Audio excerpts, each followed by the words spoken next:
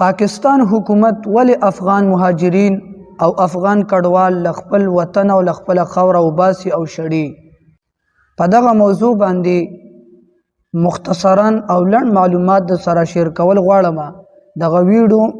را سره مکمل تر پای پورې وګورئ زمونږ د تاسو په علم کې دا چې پاکستان یو لوی ریاست دی اسلامی جمهوریه پاکستان او صرف پاکستان نه بلکې په دې نړۍ کې چې څومره ممالک دي د هر یو ملک خپل قانون خپل آئین او خپل دستور وی خپل اصول لري نو او چې پاکستان حکومت د اټل فیصله کړې ده چې نور به افغان مهاجرین زمنګ په خاورا زمنګ په وطن کې نه اوسېږي نو دا د دوی حق دی په دې باندې دوی ته موږ څه نشو ویلی نه په دوی سه اعتراض کوو ولې نن دی که سبا دی پردی کټ د نیمې شپې وي لازمن به وځو خو لیکن منګ او تاسو مهاجرین افغانان د څه عذر په بنا باندې او څه مشکلاتو په بنا باندې او څه مسایلو په بنا باندې د پړوسی ملک دې ته منګه هجرت وکړلو خو لیکن یو خبره زه لازمن کول غواړم چې تاسو وګورئ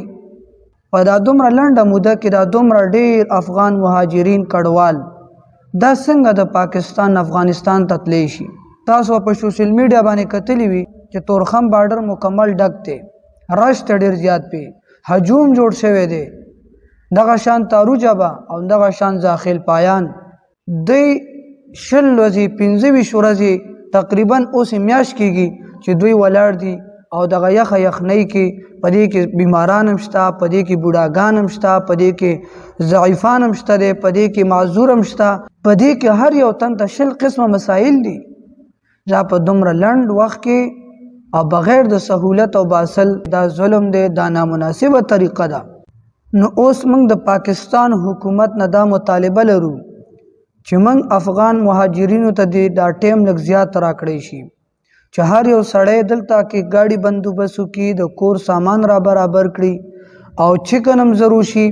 او بیا چې کله خپل وطن ته په بارډر باندې ووړي هلته کې هم د کور بندوبست وکړي نو دا به ډیره بهتري او د ستاسو په موږ سره به دا یو احسان وي او په دې باندې به نه موږ خفه کیږو او نه به تاسو خفه کیږئ